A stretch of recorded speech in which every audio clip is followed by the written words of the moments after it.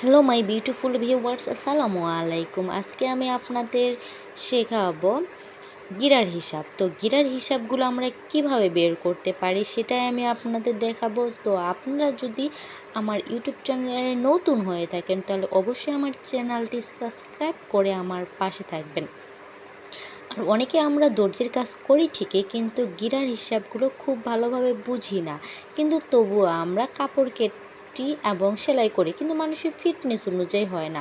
তো আপনারা যদি মানুষের সঠিক মাপ নিয়ে ফিটনেস অনুযায়ী কাজ করতে চান তাহলে অবশ্যই আপনাকে গিরার হিসাবগুলো জানতেই হবে।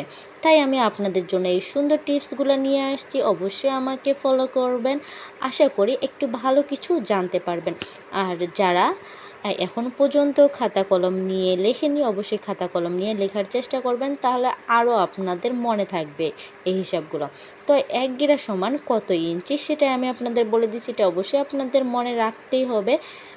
1 গিরা সমান হচ্ছে 2.25 ইঞ্চি। এই সূত্রটা যদি আপনি মনে না রাখেন তাহলে আপনি কোনো গিরাই বের করতে পারবেন না, এবং গিরাগুলো যদি ভালোভাবে না বুঝেন তাহলে কিন্তু আপনি সঠিকভাবে মানুষের মাপ নিয়ে কাপড় কাটে মেক করতে পারবেন না ভালো করে ড্রেস।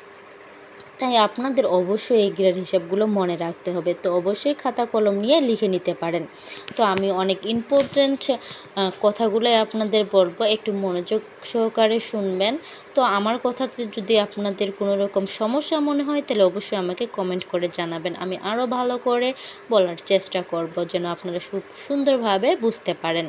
আর এই যে আমি আরেকটা সুন্দর ছোট একটা টিপস দিয়ে দিলাম যে যত গিরা বের করতে হয় সবার সঙ্গে 1 গিরা গুণ করব, তাহলে আমাদের সব গিরার হিসাবগুলো বের হয়ে আসবে।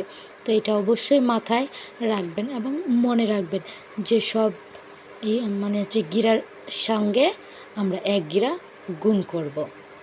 তো এটা যদি আমরা মনে রাখতে পারি তাহলে সব গিরাগুলো ইজিভাবে বের করতে পারবো।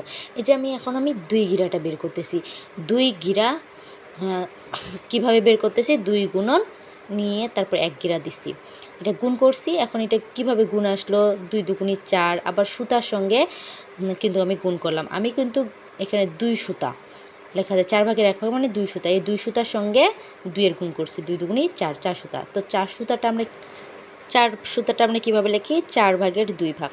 তো এখন আমি 5 গিরাটা বের করতেছি, 5 গুণন 1 গিরা দিছি, কিন্তু এই 1 গিরা এখন গুণ করব 5 দুগুণী 10 ইঞ্চি, আবার হচ্ছে 5 দুগুণী 10 সুতা। 10 সুতাটাকে আমরা কখনোই রাখতে পারি না, কারণ এর আগে আমি একটা ভিডিওতে দিয়ে দিছি 1 গিরা সমান সমান 8 সুতা।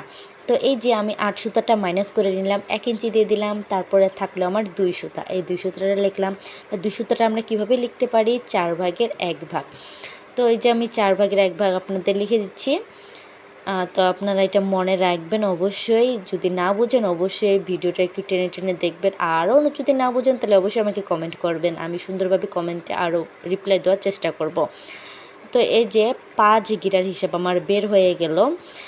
এটা হচ্ছে আমি 10 ইঞ্চি, তারপর হচ্ছে 10 সুতা, এগুলো সবগুলোই কিন্তু আমি যোগ করছি। প্রথমে কিন্তু আমি 5-এর সঙ্গে 1 গিরার গুণ করছি, গুণ করার পর এর ভিতরে যতগুলো আছে সবগুলো কিন্তু আমি যোগ করছি। এখন আমি 5 গিরার হিসাব বের করে নিলাম 11.5 ইঞ্চি। যদি আপনারা না বুঝে থাকেন অবশ্যই ভিডিওটি টেনে একটু দেখার চেষ্টা করবেন, আরও যদি না বুঝেন অবশ্যই আমাকে কমেন্ট করে জানাবেন। তো বন্ধুরা, আপনাদের এই টিপসটি কেমন লাগলো অবশ্যই কমেন্ট করে জানাবেন। আল্লাহ হাফেজ।